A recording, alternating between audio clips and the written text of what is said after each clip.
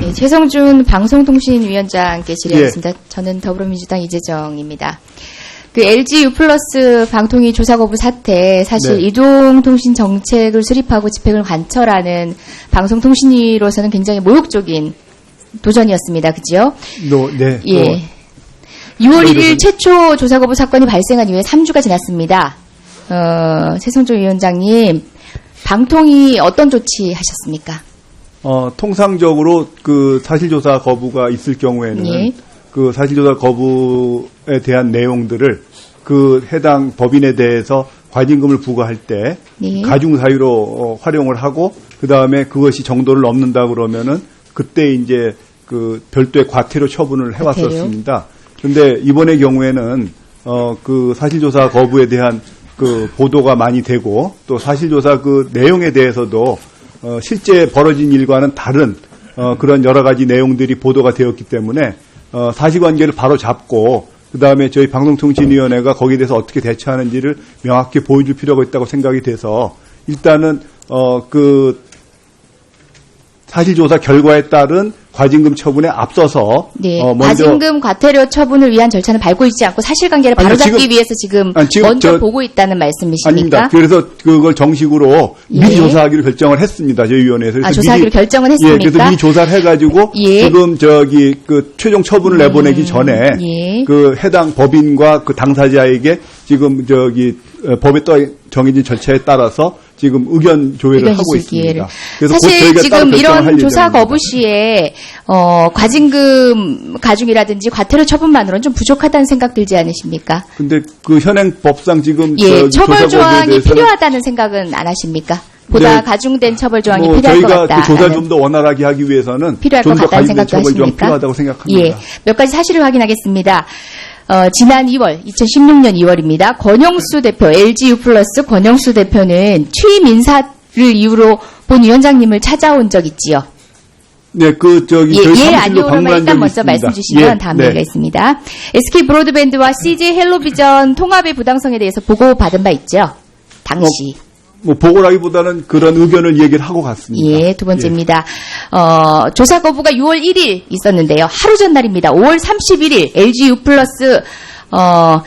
담당 조사과장을 조사과장과 권영수 대표 이사 간의 식사 자리에 있었던 것 알고 있지요? 네, 알고 있습니다. 자, 6월 3일로 갑니다. 이렇게 방송통신위원회의 신뢰가 무너질 수 있는 상황이었습니다. 왜냐하면 조사 전날 담당 조사과장과 회사의 대표가 만나서 식사를 했어요. 그래서 그렇게 시급한 사안이기 때문에 위원장은 당시 해외 순방 중이었거든요. 부위원장께서 간담회를 개최하자라고 했는데 이후에 귀국한 위원장님 위원장 없는데 간담회 개최했다고 질타한 적 있지요? 질타한 것은 아니고요. 긴급 사안이라고 하면 저의 의견도 같이 충분히 들을 수 있었어야 되는데 그런 연락을 하지 않은 것에 대해서 왜 나 없이 했느냐라는 게 그렇게 말을 하셨다면 그게 질타라는 거죠. 내가 해외에 나가 있는데 간담회를 개최했느냐 이런 그 자체를 간담회 개최한 거에 대해서 제가 뭐라고 말씀드린 건 아니고요. 저의 의견을 물어보지 않은 것에 대해서는 서운하다고 말씀을 드렸습니다. 어떤 의견을 물어보지 않은 거예요? 그러니까는 지금 원래 5분이 다 모여가지고 사실조사 거부가 있었을 때, 저희 방송통신위원회가 어떤 입장을 취할 것인지 의견을 모아야 되는데, 제 의견도 전화로는 확인할 수 있었을 텐데. 자, 일련의 상황들에 대해서 어쨌든 대동소이하게 모두 인정하셨습니다. 공교롭습니다. 이런 일련의 상황에 더해서 세간의 의혹이 있을 수밖에 없는 어떤 상황이 있네요. 최성중 방송통신위원장님은 57년생이시고 경기고 서울대를 수학하셨는데요. 공교롭게 LG U+ 권영수 대표이사도 나이도 같고 또 고등학교와 대학교가 동문입니다. 저 개인적으로는 그 LG U+ 이런 사적 인연으로 봐주기 하고 있다고는 생각하고 싶지 않습니다. 그런 일은 감이 있어서도 안 되니까요. 저도 그렇지 않습니다.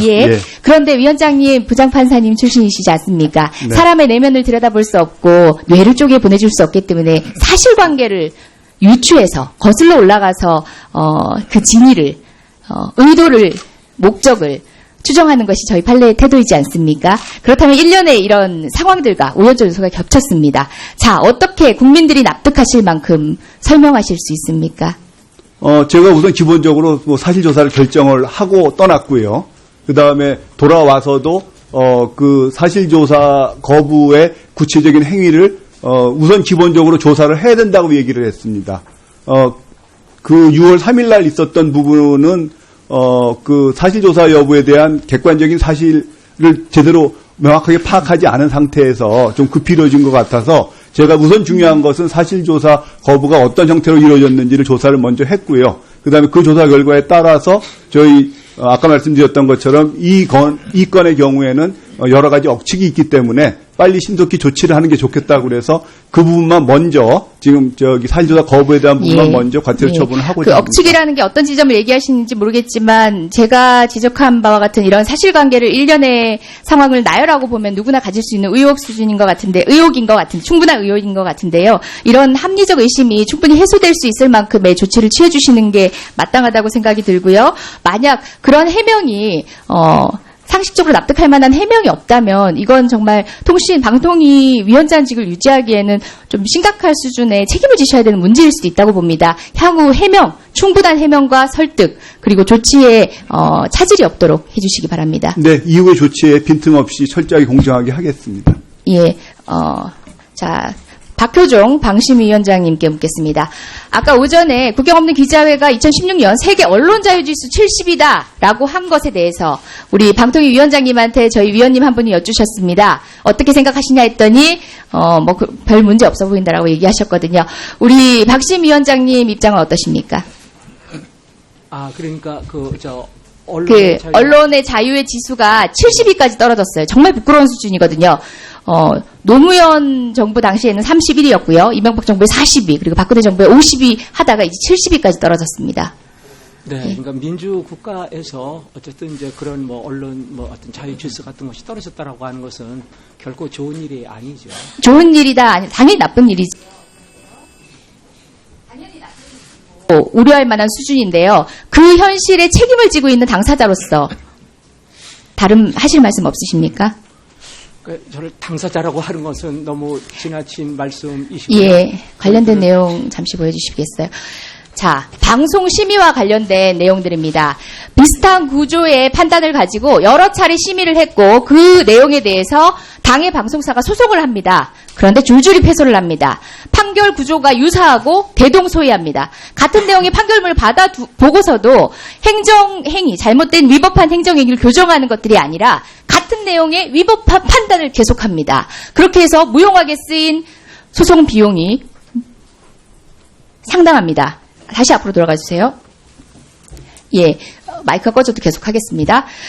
자, 내용을 한번 보시면요. 2011년에 제소된 내용이 패소됐습니다. 이게 다 어떤 내용이냐면요. 정부 정책에 비판하는 방송에 대해서 정부 조치, 주의 조치를 내린 내용입니다.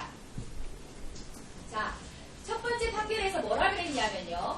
정부의 정책을 비판하는 데 있어서의 객관성, 공정성 위반을 일반적으로 뉴스에서 보도할 때 각 당사자에 대해서 똑같은 시간으로 할애하는 방식으로 기계적 규명을 할 필요는 없다. 왜냐하면 정부는 다양한 홍보 수단을 가지고 있다. 정부 정책에 대한 비판을 할 때에는 그런 기준 자체를 유연하게 해석을 해야 된다고 합니다. 그런데 저기 잘 보이시지 않겠지만 혹시 다시 한번 보세요. 김미화의 여러분, 정부 경제 정책에 대해서 비판을 했습니다.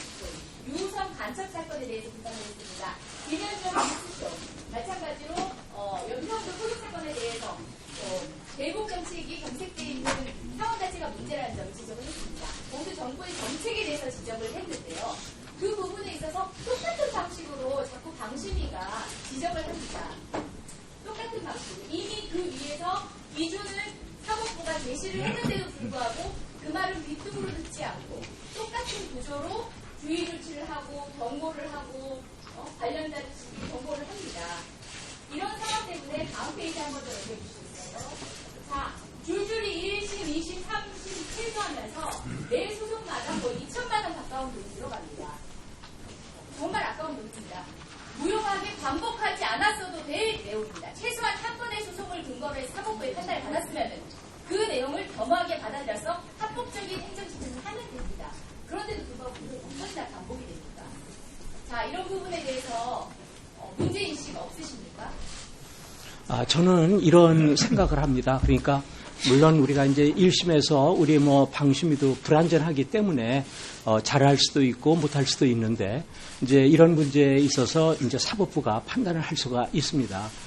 그런데 이제 이런 사법부의 판단도 1심도 있고 2심도 있고 대법원도 사실 있기 때문에 우리 사회에서 그것이 굳건한 어떤 주주들과 같은 이런 가치관으로 정립되기 위해서는 상고심에서 판단을 하는 것도 상당히 의미가 있다고 봅니다. 그래서 네. 같은 판례에서 네. 같은 사건에서 1심, 2심, 3심의 판단을 기다려달라는 얘기를 한 게 아니에요. 똑같은 방식으로 무려 뭐 4건 그 이상일 수도 있습니다. 반복되는 방식으로 확정 판결이 내려지는데도 불구하고 후행 소송 행위 또는 후행 주의 조치라는 제재 처분이 반복됩니다. 이거는요 판례도 틀릴 수 있고 대법원 판례도 바뀌어야 될 수도 있습니다. 하지만 지금 몇 년 사이에 방심위가 똑같은 구조를 가지고 주의 조치를 내리는데 제재 처분을 내리는 데 있어가지고 이런 방식으로 문제는 그거 아닙니까? 제3기의 정책에 대해서 반대하는 취지의 방송을 한 부분에 대해서만 이렇습니다. 네, 이 위원님의 이제 그 의견은 제가 잘 받아들이겠습니다. 근데 다만 저희들이 3기에 들어와서는 지금 이렇게 이 위원님이 생각하시는 이제 되게 그런 방향으로 사실은 노력을 많이 했다고 생각을 합니다. 따라서 보다 예민하게 노력해 주십시오. 바로 이런 부분 때문에 70위로 내려간 겁니다. 이렇게 부끄러운 수치를 우리가 기록하게 된 겁니다. 방통위 위원장님 한번 네. 말씀해 주시죠.